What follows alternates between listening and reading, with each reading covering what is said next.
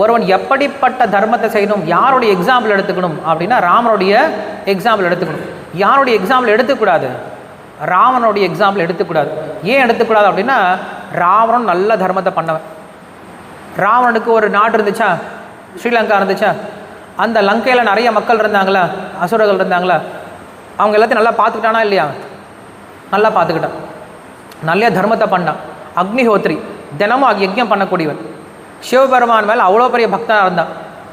நிறைய தான தர்மங்கள் பண்ணக்கூடியவனாக இருந்தான். இப்படி அவன் எல்லா தர்மத்தையும் கரெக்டாக கடைபிடிச்சிட்டு இருந்தான். ஆனால் அவங்ககிட்ட ஒரு தர்மம் இல்லை. என்ன தர்மம் கிடையாது? சாது தர்மம் கிடையாது. சாதுக்களுடைய சத்சங்கம் அப்படின்ற தர்மம் இல்லாமல் போயிடுச்சு. அவன் உலக கடமைகள் நல்லா பண்ணிகிட்டு இருந்தான். ஒரு ராஜாவா ஒருத்தன் எப்படிப்பட்ட கடமையை செய்யணும், க்ஷத்ரியனா என்ன கடமை செய்யணுமோ அந்த கடமையை சரியாக செஞ்சிட்டு இருந்தான். ஆனால் க்ஷத்ரிய கடமையை மட்டும் பண்ணால் பத்தாது. இந்த உலகத்தில் அப்படியும் ஒரு சில கொஸ்டின் கேட்பாங்க. நான் ஏன் சார் பக்தி பண்ணணும்? என் கடமையை நல்லா செய்கிறேனே, எனக்குன்னு ஒரு கம்பெனி இருக்குது, அந்த கம்பெனியில் நான் சரியாக இருப்பேன், என்னுடைய எம்ப்ளாயிஸ் நல்லா பார்த்துப்பேன் நான் இல்லையா, நான் என்னுடைய ஃபேமிலி நல்லா பார்த்துப்பேன், என்னால் சொசைட்டிக்கு ரொம்ப உபயோகமாக இருக்குது, என்னுடைய கடமை நான் சரியாக செஞ்சால் போதும் இல்லை, நான் ஏன் பக்தி செய்யணும் அப்படின்னு கொஸ்டின் கேட்பாங்க. இதுதான் உதாரணம் சொல்கிறேன்.